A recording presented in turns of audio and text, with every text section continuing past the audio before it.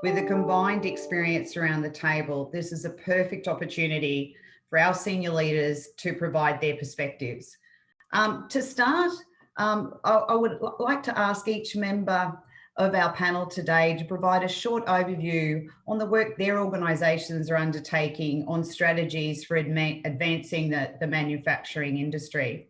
Jennifer Westacott, it's great to have you here. Love to hear BCA's perspective.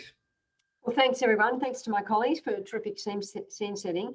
Big focus for us at the Business Council. I think the first thing to say is that, and it picks up Ines' point, there is a tremendous manufacturing base in Australia. So I chair the Western Parkland Authority, which has got the new Aerotropolis in it as part of the building of Nancy Blue Walton Airport. And what has just been reinforced to me is just the huge manufacturing base that exists in places like Western Sydney.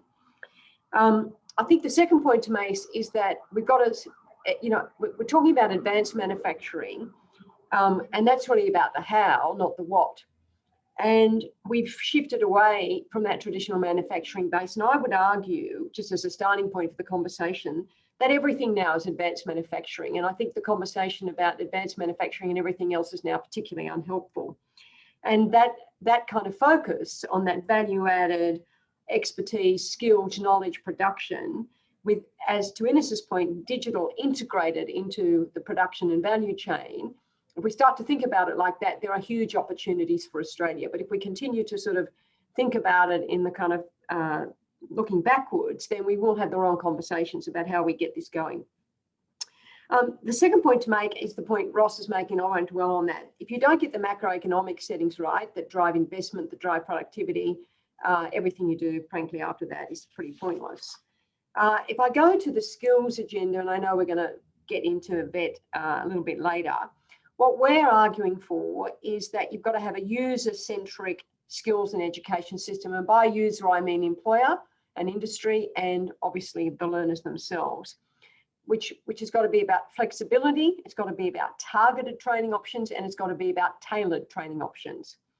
And it's got to support upskilling across a lifetime. We're currently just something people might be interested in, doing some very serious work with the Nous group about how do you mobilise that user-centric micro-credentialing framework so that you can actually get a system versus kind of the odd scattergun approach to micro-credentialing.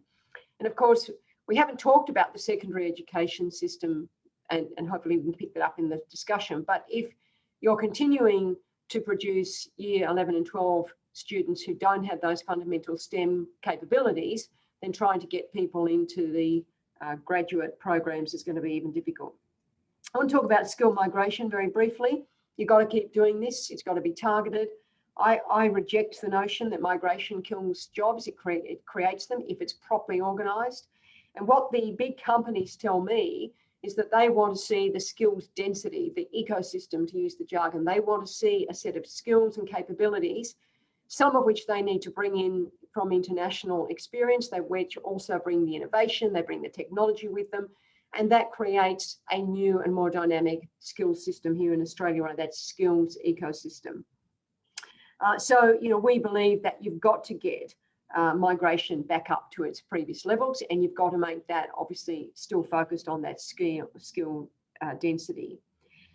Finally, we think that you've got to have a research and commercialisation system that allows us to translate ideas at scale, whether that's the role of precincts, whether that's the role of targeted translation funds. We can talk about that. But, Australia has got to kind of really step up there. And you saw some very big initiatives in the last budget. And we have a very serious piece of work looking at how do you get that commercialisation at scale. And to Ines' point, which is an important one, and I'll finish on this, this is about partnerships. It is about, you've got to have large corporations in that model. You've got to have large corporations working with SMEs. It's large corporations that help SMEs take their innovation into a global market. And so we've got to start thinking about, all of the partners that need to be at that table. And we've got to have a set of skills arrangements, a set of institutional arrangements and a set of research and commercialisation arrangements that drive collaboration, which drives commercialisation, which drives industry formation, which drives job creation at scale.